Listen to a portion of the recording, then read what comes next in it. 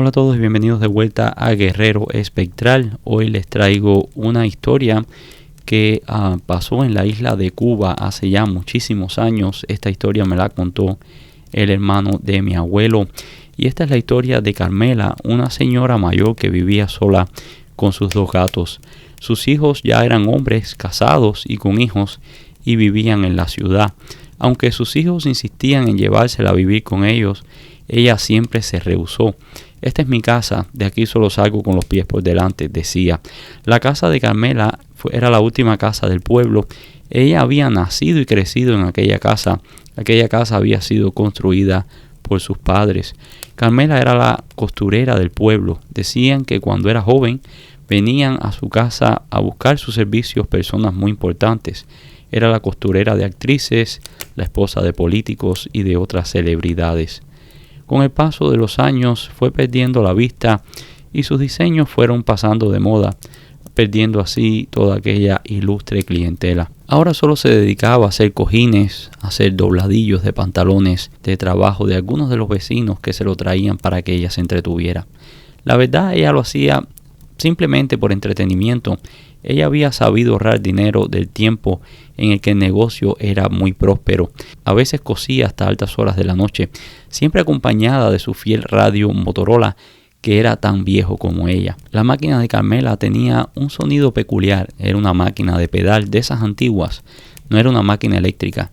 Para ella las máquinas eléctricas eran una tontería. Como ella decía, máquina de coser buena, una Singer de pedal.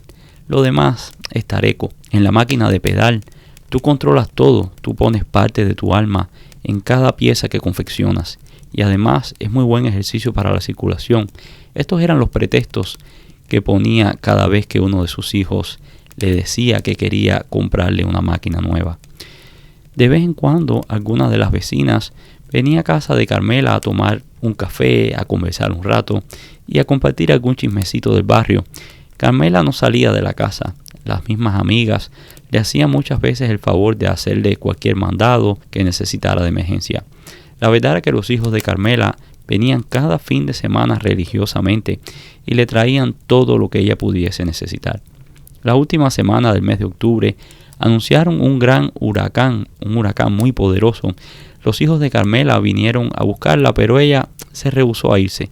Así que los hijos se vieron obligados a reforzar las ventanas y las puertas para que el huracán no hiciera daño. Carmela se mantuvo escuchando el radio y escuchó cómo el poderoso huracán se aproximaba. Según el pronóstico de los meteorólogos, su pueblo estaba en la trayectoria del fenómeno meteorológico. Carmela decidió seguir cosiendo mientras pasaba la lluvia. Los destrozos fueron considerables en aquel pueblo, pero la casa de Carmela quedó intacta. Los hijos de Carmela llamaron por teléfono a uno de los vecinos para ver si ella estaba bien, ya que no podían llegar a la casa. Desafortunadamente, el pueblo se había quedado incomunicado. Habían árboles, postes del tendido eléctrico, todo caído y todo bloqueando el acceso de entrada al pueblo. El vecino fue hasta la casa de Carmela para asegurarse que ella estuviera bien. Llamó a la puerta, pero no respondió. El vecino podía oír perfectamente la máquina de coser en el silencio de la noche. Pensó en insistir en la puerta, pero después pensó, peor hacer que Carmela venga hasta la puerta y se caiga en la oscuridad. El vecino regresó a la casa y llamó de vuelta a alguno de los hijos de Carmela. Todo está bien, no la vi, pero escuché la máquina de coser. No quise insistir para que no viniera a responder a la puerta, porque está oscuro, no hay electricidad y no quiero que vaya a caerse. La verdad tuvo mucha suerte, porque la casa está intacta, nada le pasó. Los hijos quedaron más tranquilos y esperarían a que limpiaran las vías para poder visitarla.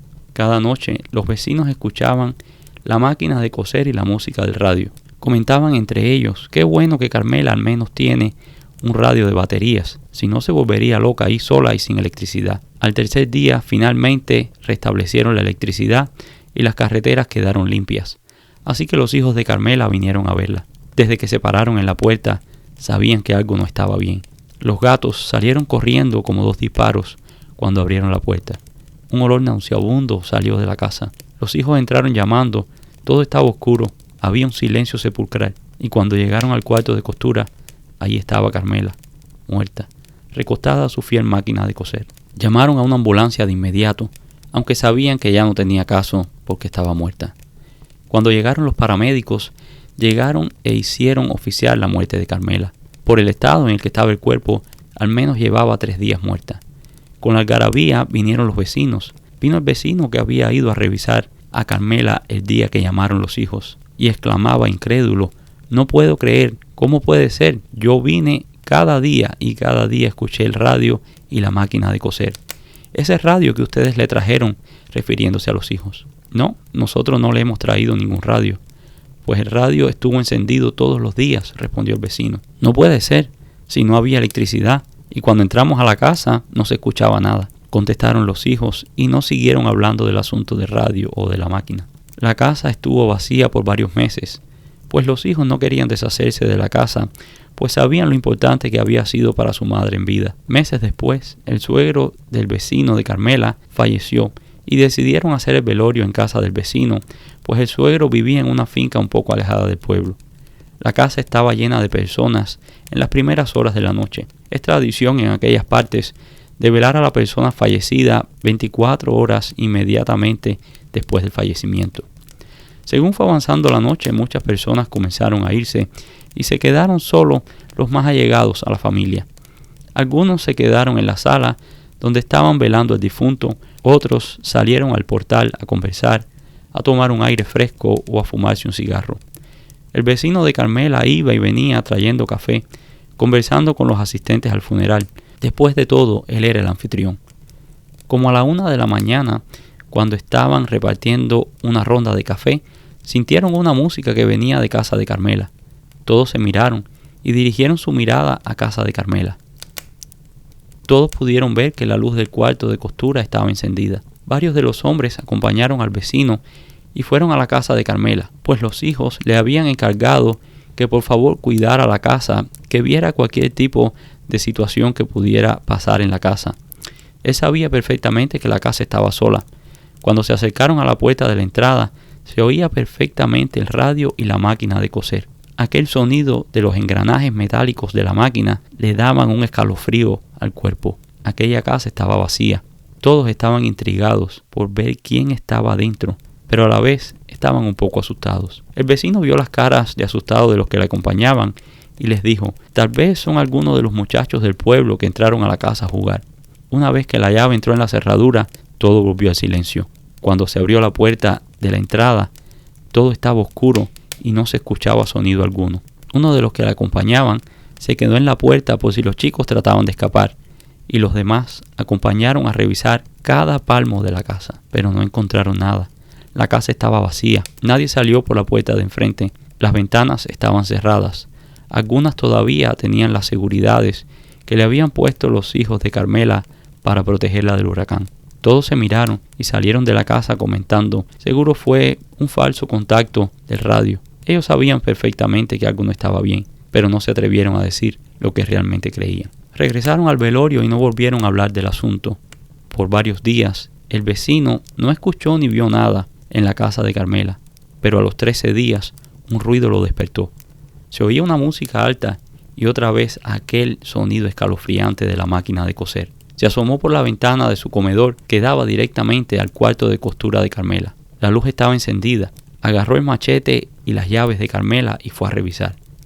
Otra vez, en cuanto la llave entró en la cerradura, todo quedó en silencio. La verdad, él era un hombre de campo que no creía en fantasmas ni aparecidos, pero aquello le estaba incomodando. Si era un corto de radio o del sistema eléctrico, mejor era desconectar la electricidad. Así que desconectando el breaker de la casa, todo debería arreglarse. Pensó en alertar a los hijos de Carmela, pero tampoco quería que pensaran que él estuviera loco o que tenía miedo. Quitando la electricidad debería solucionar el problema si era un problema eléctrico. Así que volvió a cerrar la casa y se fue a dormir. A la noche siguiente, otra vez la música y el sonido de la máquina. Esta vez el vecino estaba un poco nervioso. Una vez más, cuando la llave entró en la cerradura, todo paró. Cuando abrió la puerta de la entrada, una sombra pasó del cuarto de costura al cuarto donde dormía Carmela. Un escalofrío le recorrió el cuerpo. Aquello no era una persona, o al menos no una persona viva. En medio de los nervios logró reconectar la electricidad y encender las luces. Revisó toda la casa con machete en mano, pero una vez más, La casa estaba vacía. Así que salió de la casa un poco apurado, y cuando ya estaba por salir por la puerta de salida, sintió claramente que una mano le tocó la espalda. De un salto que cayó parado en el portal. Sintió como si el alma se le hubiese salido del cuerpo, se le dilataron las pupilas y sintió como toda la sangre le bajó a los pies. En un segundo, y por instinto, corrió como nunca para su casa. Al otro día, llamó a los hijos de Carmela y les dijo que lo sentía, pero que ya no podía hacerse responsable de cuidar la casa. Disculpa que hemos abusado de tu generosidad. Te vamos a compensar por todo este tiempo. Solo que mi hermano no se acaba de decidir para vender la casa. Pero ya encontramos a unas personas que la quieren rentar. El vecino no quiso decir nada para que no pensaran otra vez que él estaba loco o que tenía miedo, y solo se despidió amablemente. Una semana después, una familia de 3 se mudó a la casa. No tenía muchas posesiones, solo algo de ropa. Eran unos parientes lejanos de Carmela que estaban pasando por una situación financiera difícil. La pareja tenía una niña de como unos 4 años. El vecino y la esposa se acercaron para darles la bienvenida al pueblo y para ofrecerse en caso de que necesitaran ayuda. El muchacho le comentó que estaba buscando algo de trabajo, sin importar lo que fuera. El vecino, como había heredado la finca del suegro, definitivamente necesitaría mano de obra. El chico estaba feliz de haber conseguido un trabajo. Los primeros días todo estaba tranquilo, pero al tercer día los gritos de terror de la niña despertaron a sus padres y a los vecinos, que enseguida miraron por la ventana hacia el cuarto de costura de Carmela, ahora el cuarto de la niña. El vecino pensó en ir, pero no quería que pensaran que era un entrometido. Al otro día el chico estaba en la casa del vecino muy temprano, listo para irse a trabajar a la finca. Cuando iban en camino, el chico le comentó que la niña había pasado la noche mal, llorando, y con miedo decía que había una señora en su cuarto y no la dejaba dormir.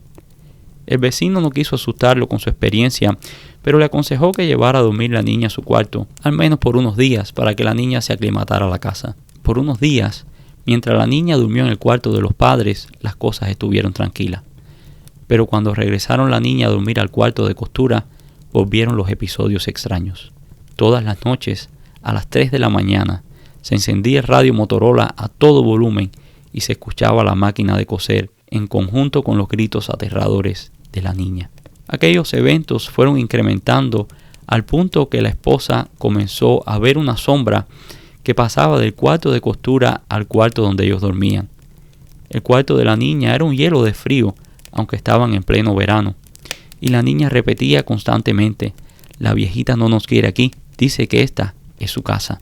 Dicen que trajeron a alguien a la casa que entendía de aquellas cosas y dijo que había que deshacerse de todas las cosas de la dueña anterior, ropas, fotos, todo lo que la anclara a aquella casa. El espíritu estaba furioso porque estaban en su casa y alguien estaba ocupando su amado cuarto de costura. Limpiaron la casa con unas hierbas, rezaron, incluso trajeron al padre del pueblo para bendecir la casa.